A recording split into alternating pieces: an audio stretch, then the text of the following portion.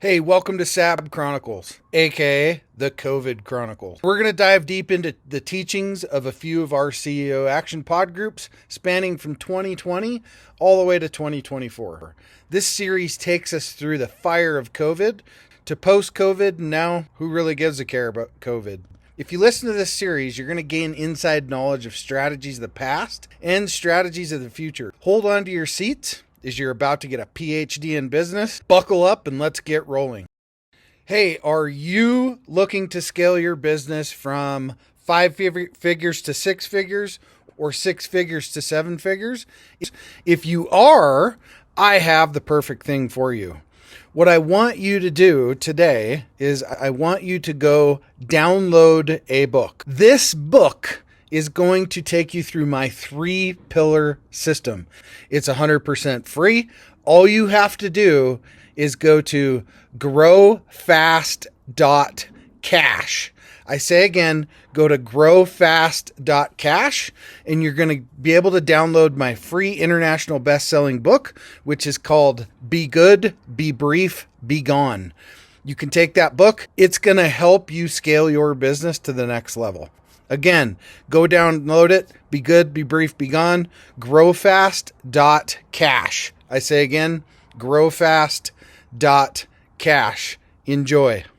I mean, I guess general feedback is just, or not so much feedback is something that has been on my mind and kind of is what you echoed is just building up like a war chest and just being cognizant of what the future holds, especially like in my situation where it relies on other channels such as Facebook, and Facebook is now going through things with Apple. Apple's trying to wreak havoc. So, you just never know, like 5 years, 10 years from now, 2 years or 3 years, just how viable it's going to be as an advertising platform. We kind of all think that it's going to be around a long time, but, you never know. Like that tracking stuff is pretty big. So if Apple starts doing more of that, that can have a big time impact on ads, which is going to have a big impact on my business. So just got to diversify and making sure that you're building a war chest so that, if that happens, you can be ready for it. Yeah, and in your case, it's just being able to pivot to a different platform, which obviously you got your fingers in pretty much all the platforms now. So pretty easy pivot to other stuff if you had to do that. Might be some learning curve at scale, right? Because your bread and butter's Facebook, but you could do it, Right. But having the ability to take some hits off of a major client, right? That I mean, you could lose one client and that just totally not disables your company, but it sure as hell don't feel very good. Right. So yeah, I mean, in your case, it's completely applicable in that manner for sure. Definitely.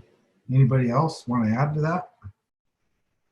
Jason, you had sent me a what is this company going to do? Like Tesla with their crazy numbers that they're throwing out there, where you buy a package online, right? Yep. So, I usually discount. I have discounted that company, but obviously their budget's a little bit bigger than mine as far as advertising, even though I haven't made any money yet. But it's kind of weird, right? So I'm looking at they're in the same industry, but they are going to undercut just about everybody on pricing. But I don't think they can deliver because they haven't really delivered before. And I always get service calls from what their Solar City did, right? Because they didn't service their customers then. I don't know how they can service them now. So I'm looking at them. They get their foot on the gas. I just don't think they can come through in fulfillment. So if that question's going to come up more often, I got to make sure I got a strategy around that particular company itself. So you've plugged into them and haven't been able to make anything with that? No, well, I mean, so they bought the whole book of business that Solar City had, but they don't. Okay, But they don't. but then Gotcha. they're not servicing the customer, right? So Right. I'm trying to figure out, from what we just talked about, keep your foot on the gas and, Right. be aware of what's going on in the marketplace. How to grow with that giant in the way. Right. But, And I'm although not saying perceived giant. Yeah, I'm not saying that's a problem. It just looked like they're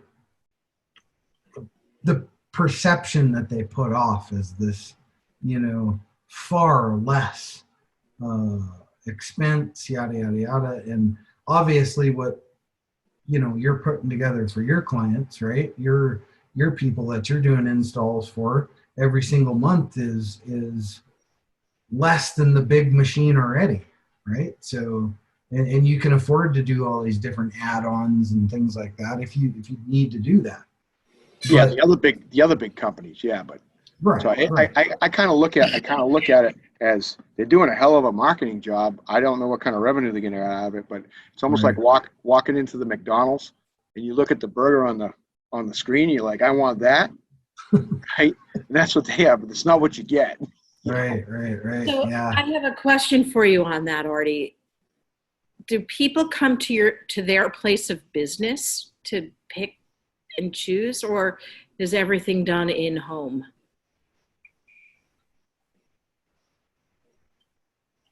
You're on mute. Their model right now is just strictly talking about Tesla. Their model for the solar division is you go on. They have 4 different things you can buy. Option 1, option 2, option 3, option 4. And Well, I wasn't thinking specifically Tesla, but the big giant company, Solar World or whatever you said it was called. yeah, they're out of business. So, Solar City, Who bought the book of business then? Tesla. Okay. But all they did was buy a book of service, unfortunately.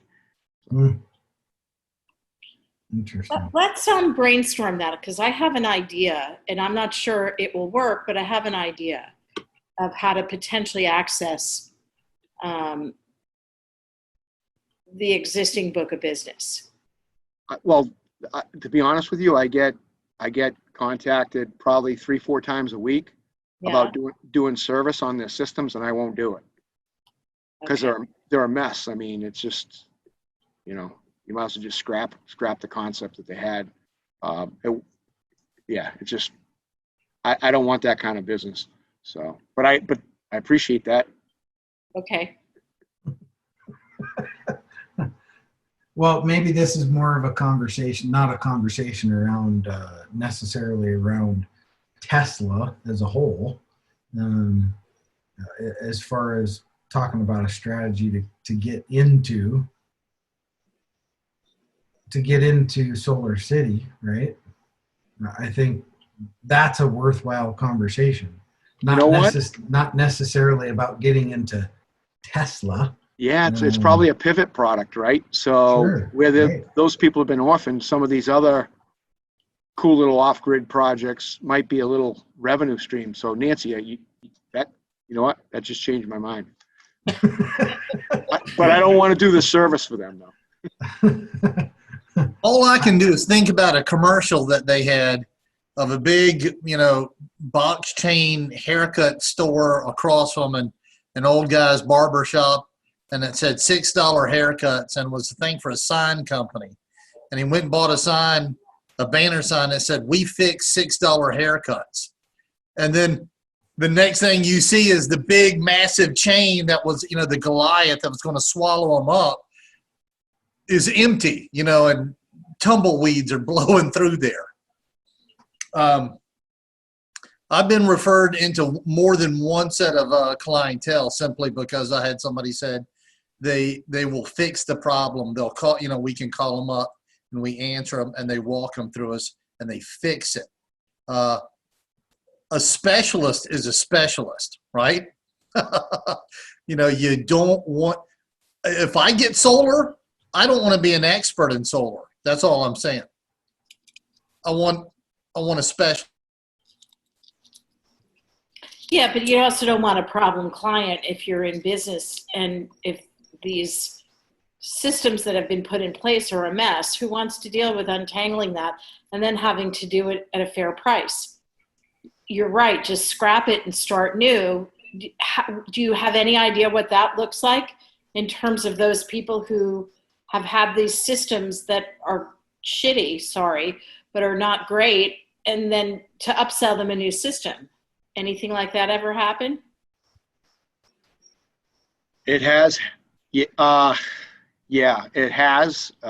It's ugly. Yeah, it's more. It's not so much an upsell, but it's a costly repair, and it's like going to the dentist. You got to go and you got to spend the money. And you're not happy doing it, and you might have great teeth when you get done, but you're still pissed off you had to do it. So Why did analogy have to go to the dentist? yeah, right. So but I guess the point I'm trying to get at, right, is talking about what we just talking about reinvesting and grow to scale, right? So is it worthwhile to reinvest in any type of marketing or reinvest effort into kind of blowing them out of the water on our sales calls before we even encounter them? Maybe. I just don't know how real it is yet. You know what I mean? I really don't know because, like I said, they really haven't delivered on, as a company, on much. A lot of hype though. I know they're in Home Depot. I know that.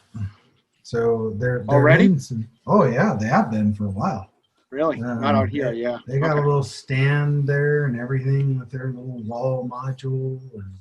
And maybe it's just regional right now, but they're in the big box chain like Home Depot. And I mean, if there's that many problems with it, but they've already did a ton of, one's pain creates an opportunity, right? So you're right. I just don't know. The problem is I can't. The problems are high tech and hands on, if that makes sense. And I don't want. I not my level. I think that's why it's cut loose to more of a, look, you got sold snake oil. Let us, put the right stuff in for you, and then. I mean, I don't know what this stuff they're charging, what their prices are, and so on and so forth. I'm assuming if it's something that's going to be in major box stores like Home Depot, right, where you can just walk into Home Depot and grab the stuff. Well, clearly they're making it extremely affordable to the consumer that can go in and grab it and do the install themselves and blah, blah, blah, yada, yada, yada. Now the model is an installed model. It is an installed cost, yeah. Right. So I assume they have, well, whatever the workings of that are. But if they're that bad, then there's an opportunity there, an opportunity market there to make a wrong or right, and that doesn't mean make something work that's not gonna work or would take. That's just coming up with a good sales pitch. That's all that is. I mean, hey, Art. David will make you feel like you're poisoning your children.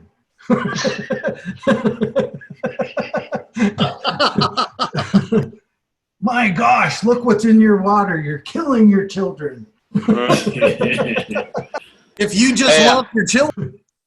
I let them draw their own conclusions. I'm just kidding. Hey, Rakovich of our group, right? Right. They actually in a video we used to show, they actually referenced that movie and the hexavalent chromium. But hey, Artie, is it the equipment itself that's junk, or is it the way it's set up, or what's the negative aspect to these systems that have been sold through this company? Well, the previous company, like I said, they bought the book of business, right? Yep. Yeah, they just the equipment that they picked had usually worked fine there for a couple of years, and then they just inherently have issues, right? So, but in the meantime, they sold a lot of systems. Right. They were the biggest, and then they go out of business. There's no phone number. There's, when nobody picks up, that's us, right? That's what they were. But now with the new company, the equipment, the major piece of equipment is not the panel, it's the inverter, has been improved, but even that company's having major issues with their customer service.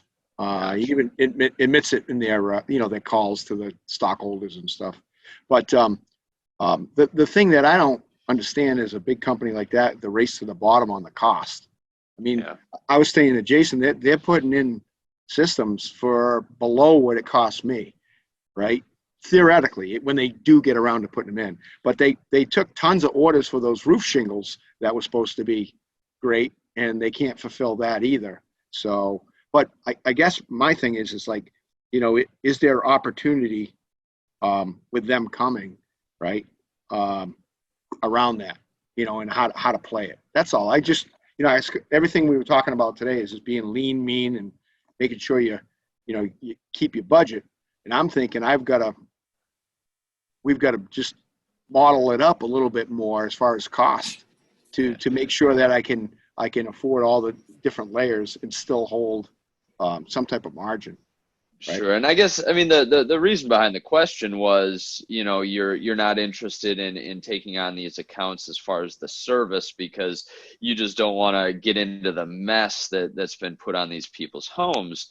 So yeah, the kind of the reason behind the question was, is there any way to say repurpose any of the equipment in any way, shape, or form of, hey, yeah, I'm sorry you got, swindled here with the snake oil, but we could do some kind of a trade-in, on proper equipment if, there's any way to repurpose any of the equipment that they already have. Looking to grow your business beyond 5 figures, 6 figures, 7 figures plus? What I want you to do is go download this book. The title is called Be Good, Be Brief, Be Gone. It will help you grow your business past 5, 6, and 7 figure. Go download the book today. Growfast.cash. I say again, growfast.cash. And download the book for absolutely free. Yeah, I got you. Yeah, I've thought about, that's actually, what? There's going to be at some point, there is going to be a secondary market for this equipment. Oh, there's one already. I have this very weird hobby of following van lifers on YouTube. Do you know about that? Oh, yeah. As a matter of fact, I designed one for a girl that comes into my neighborhood all the time. If she ever stops smoking pot long enough, she can come over and pick up her stuff. Well, at any case, these van lifers, they build out these Sprinter vans or these ProMaster, and they live in them and they travel around the country or around Mexico and Central America. It looks like a fun thing to do if you're 25 years old, and they work out of their vans remotely because they set up routers for internet connection and service and things like that. And many of them have solar systems in their vans, as well as like a composting toilet and a shower, the whole thing. It's cozy. It's very compact. It's 70 square feet to live in. However, solar is a big piece of this. And that could be something you repurpose on eBay or something. Could be. Yeah, actually, you know what? Yeah, it could be. And actually, if they start over, they could still get the tax credit too. So you know what? Maybe I'm just, because I know it's a headache, trying to fix what's there. Maybe that's the pitch. Listen, we'll co-op. We'll get as much money for the secondary market as this. I'll split it with you, and then. Well, then that becomes complicated keeping track of the bookkeeping. Yeah. So if you think that if you're going to be able to repurpose it on eBay or whatever, you discount whatever their new service is going to be from you by that amount of money. Yeah. Or split it or whatever, but I wouldn't keep track of it. That's bookkeeping. Yeah, I could actually look at that. The problem we have with the panels themselves is the size, the cost to ship them. It's just cheaper to buy new, unfortunately. unless it's local. Then it's local. It's not a big deal. It's I got to admit, I would never put cozy and composting toilet together in the same sentence as something that works.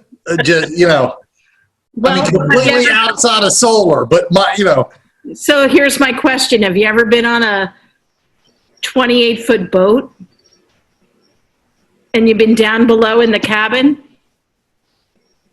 Would you call that cozy? I would. That's all right. Right? Maybe confined is Yeah. better than cozy. Cozy. Come on, it's cozy. I live on the water. No, I live on the water, but I don't live on the water, but You mean that's not a houseboat that you're on? no. Hey, speaking of that, David, that's a great thing for you to think about too, right? These folks she's talking about with traveling around and water needs and all that stuff, and maybe there's a way to put together some lower end type of as a boater. I will tell you that every boater that I know has a filtration system on their boat. Actually, multiple interior filtration, and then on the exterior to wash their boats down, because you don't want to leave spots on the gel coat. Right. Well, I mean, we do have mini systems that are specifically made for RVs, campers, things of that nature. Yeah. A whole nother market right there, Mm-hmm. for sure.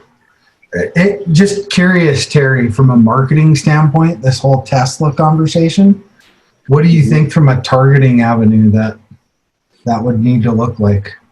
Even I think Virgil's on too. I'd be interested in getting you guys' input on that. I asked the question of Artie because I was thinking of geofencing or geoconquesting. Oh, okay. Yeah. I mean, so I mean, like in terms of trying to reach the people that are now, like their business was bought by Tesla, like how to get in front of those people. Mm-hmm. Yeah. Complicated? Yeah, I mean, you're not going to be able to like specifically get those people unless somehow you're able to kind of scrape that data. So really like the targeting to get in front of people interested in solar would remain the same. Can't think off the top of my head like any ways that you can narrow down to like those exact people that were with Solar City. Is that who they are? Solar City? Yeah, that's big. Okay, that's the former. Yeah. Mm-hmm. Yeah, unless that interest is targetable on Facebook, I'm not sure if they were that big, and maybe they are. Let me check real quick, because now I'm curious. Well, yeah, I think they were a pretty big company, weren't they? I mean, that had to be breaching on The biggest. They were the biggest. Fortune 1000 or... Yeah, they were the biggest nationally. Sure, yeah. Is it Sunrun now? Are they like the big or First Solar? Maybe Sunrun or Vivint. Mm. And some of those Florida companies are getting to be behemoth, and there's a couple of them, they operate Florida, Texas. Right. So you actually can target Solar City. It is a targetable interest within Facebook. Interesting. Huh. That's something to maybe explore. Virgil, what do you think from your standpoint? I'm not too sure yet, but what Artie can give me is some like data points that he's going to look for, and I'm going to like send it to some of my data sourcing companies and see what they could come up with. And we can go from there. He's trying to target people that were in Solar City, right? Is that correct, Right. Artie? Yeah. Artie? Well, it would only be, if they purchased from them and having problems, it would be, if there was a secondary market, like Nancy said, for the van people or the off-grid people. I mean, maybe that's a solution to a problem, and where I just didn't want to be part of it because you just open that can of worms and you just gotta every time you gotta go back, you gotta take a bite out of it, and Right. it's not my idea of a good time. But maybe maybe there's a play there, right? You're really thinking outside the box here, big time, because I would think. Look at Amazon. Yeah. Amazon took a huge share of like Walmart's customers that were unhappy because of customer service and, slow lines. I know that there's a lot of people that have left Walmart specifically for Amazon because of problems. And I know one of the things that I've learned about business is the biggest opportunities are where the most problems are. Totally, right? Where do you make the most money? Where there's the most pain. Yep. Yep. Where there's a pain is where the most money is. It always is that way. I don't want to make it sound like everything that they did was horrible, but the only phone calls I got from their people are the ones that are have an issue, right? So sure. But then, so it's how do you reframe all this to when you get those calls, and say you've gotten 20 of them this year, how much revenue went out the door because you just said, nah, I didn't have a plan for it, right? Didn't have a plan for it. So yeah, I didn't have a plan that works for me and them. That's what the problem. The thing is, sure. So it's anytime you can plug a gap in the consumer market, that's worth dollars and cents, right? So it's plugging that gap and making it make the most sense. Whether it's like Virgil's working with restaurant owners right now, doing some, absolutely freaking amazing stuff. Taking a restaurant owner from paying $144,000 a year to one of these Grubhubs or blah, blah, blah, blah, blah, to, well, hey, just pay me 10 grand and I'll fix the whole problem for you. I'll save you $130,000 this year. Boy, that's a hell of a. You just stumbled into a market that went, ooh, yes, please, right? So, Virgil's one of the greatest secrets that exists right now. Right. But he found a problem and seeing the big issue, right, and seeing the monetary value that was attached to that. Holy shit, that's a no-brainer. You'd have to. So what's the problem? Well, like Grubhub, right? Well, Virgil, tell them about it. We just target restaurants that needed online ordering systems, and we found out the companies like Grubhub, DoorDash, Uber Eats, they charge a commission on every order that the restaurant has to place. It's 15 to 20% of every sale goes to Grubhub, DoorDash, and whatsoever. So and another thing is that they have to go to another website, right? When you click the link, Grubhub, it goes to another website, you lose a customer. Once they're out of your website, it's all gone, right? So we want to keep them on the website. We put together an ordering system that works on their website, and it's customized for them, and we don't charge any commission. The only fee that they pay is $30 a month for online, fulfillment, online ordering system. And we could also put this on their Facebook page, so it works right from within the Facebook nice. Platform. Yeah. I've seen the demo. It's freaking pretty damn cool. Yeah, the demo is really awesome. And just to solve that problem in this niche alone, oh my gosh. All you just need is the exposure now. And just for everybody's frame of reference, he's created this whole thing in 3 weeks, 4 weeks. So because Jason told me, hey, put it together and let's see what we can do. And here I am. It's been our most what I call it, we get the most response from this industry. because they want to have something that they could survive with the COVID-19. And, so yeah, thanks to Jason for lighting something up my ass to get it working. 3 weeks. Hey, I tried this the other day because I wanted to test and see what Grubhub was going to be like. I've never actually used it. And a $36 order was going to be $63 via Grubhub. That's insane. Yeah. So Virgil has just created the license to print cash. So I hope so.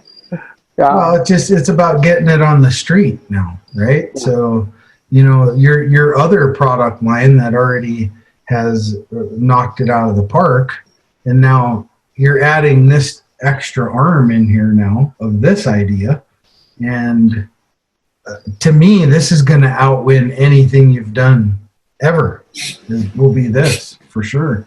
Even though the other stuff that you have is phenomenal. But this is the winner chicken dinner, baby. And this is where, you've got to, this is where you have to, a couple things. Think of, okay, so how do I monetize it? Blah, blah, blah, all that stuff through advertising platforms, blah, blah, blah, blah, blah.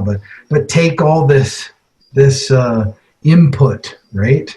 From, I mean, Terry, you've got to have like massive foresight on something like this, I would think.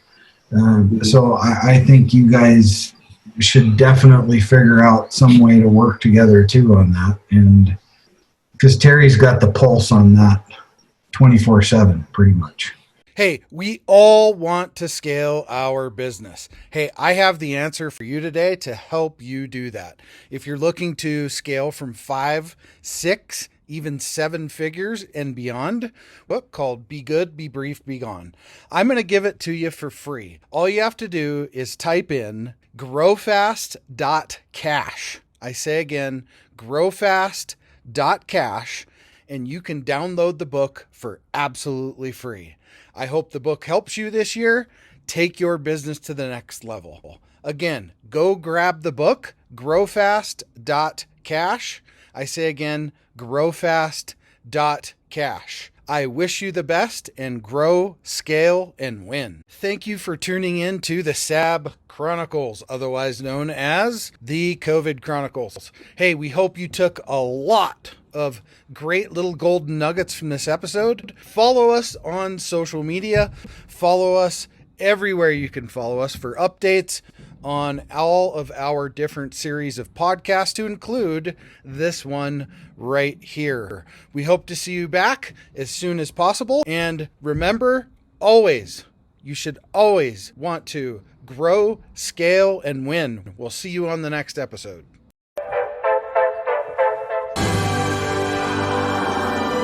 There it is. Magnum. Holy moly. Yeah, baby! That's what I've been waiting for! Dear God.